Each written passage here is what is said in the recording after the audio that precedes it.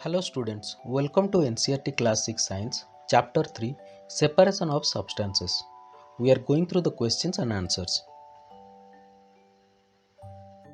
Question number 1. Why do you need to separate different components of a mixture? Give two examples. There are several constituents in a mixture that can be either harmful or not beneficial to us. In order to eliminate these detrimental or unnecessary elements, it becomes necessary to separate them. Here are a couple of examples. Example 1. When making tea, a strainer is employed to separate the tea leaves from the liquid. Example 2. By hand picking, we can remove stone fragments from wheat, rice and pulses. Question number 2. What is winnowing? Where is it used? Winnowing is a traditional method of separating the heavier and lighter components of a mixture by making use of wind or blowing air. It is commonly used in agricultural practices and has been for centuries in various parts of the world. During this process, a mixture containing different materials such as grains and husk particles is tossed into air or exposed to a controlled flow of air. The lighter components such as chaff, dust, husk are carried away by the wind or blown air due to their lower weight. Meanwhile, the heavier components such as seeds or grains tend to fall back down to the surface below. This technique is particularly useful for separating husk or chaff from grains after harvesting crops like wheat, rice and pulses. It aids in removing unwanted elements and obtaining cleaner, usable grains. This can be performed manually using tools like baskets, sieves and winnowing forks, and it can be mechanized using specialized machines in larger scale agricultural operations.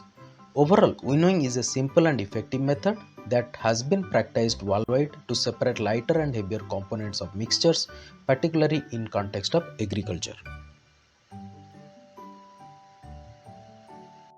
Question number 3. How will you separate husk and dirt particles from a given sample of pulses before cooking?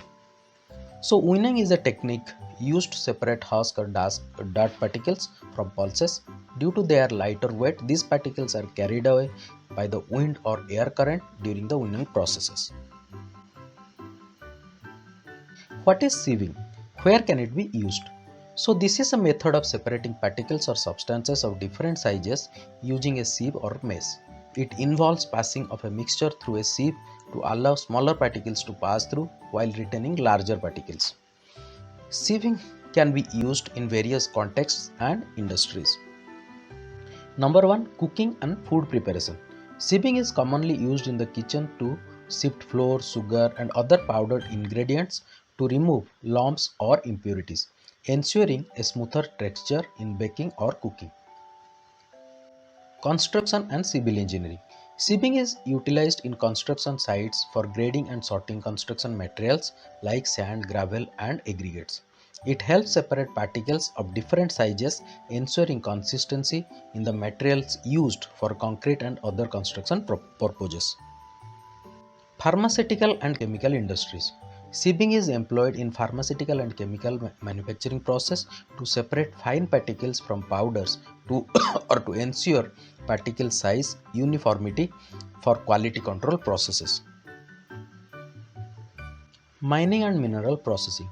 Sieving is crucial in mining operations to separate valuable minerals or ores from the surrounding waste or gangue material. It aids in grading and sorting materials based on particle size. Environmental analysis. Sieving is used in environmental studies and analysis to determine the particle size distribution of soil samples or sediment samples, which can provide insights into soil quality, pollution levels, or sediment transport patterns. Overall, sieving is a versatile technique employed in a wide range of industries and applications to separate particles of different sizes, ensuring quality control, material grading, and purification of substances. Question number 5. How will you separate sand and water from their mixture? To separate sand from water, we can employ the sedimentation and decantation method. Initially, We allow the mixture to stand undisturbed for a period of time. As time passes, the heavier sand particles settle down and accumulate at the bottom of the container. Subsequently, we carefully pour the water into separate container, effectively separating the mixture. Question number 6. Is it possible to separate sugar mixed with wheat flour? If yes, how will you do it? By utilizing sieving, it is possible to separate sugar from wheat flour. The disparity in particle size causes the sugar to be retained on the sieve while allowing the wheat flour to pass through it. How would you obtain clear water from a sample of muddy water? To obtain clear water from a sample of muddy water, we can employ the process of filtration. A suitable method for this purpose is using the filter paper, which possesses fine pores. First, a filter paper is folded into a cone shape and placed securely in a funnel. The muddy water mixture is then poured into the filter paper.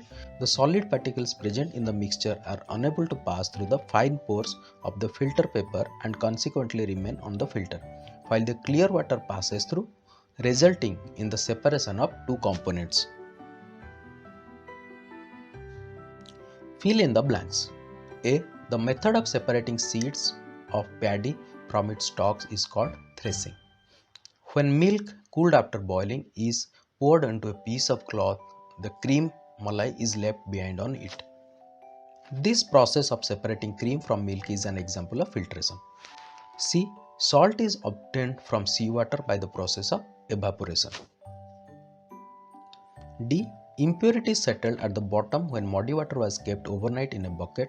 The clear water was then poured off from the top. The process of separation used in this example is called sedimentation and decantation. Tell whether it is true or false. A mixture of milk and water can be separated by filtration. Answer is false. B. A mixture of powdered salt and sugar can be separated by the process of winnowing. False. Separation of sugar from tea can be done with filtration. This is false. Grain and husk can be separated with the process of decantation. So this is also false. Question number 10. Lemonade is prepared by mixing lemon juice and sugar in water. You wish to add ice to cool it. Should you add ice to the lemonade before or after dissolving sugar?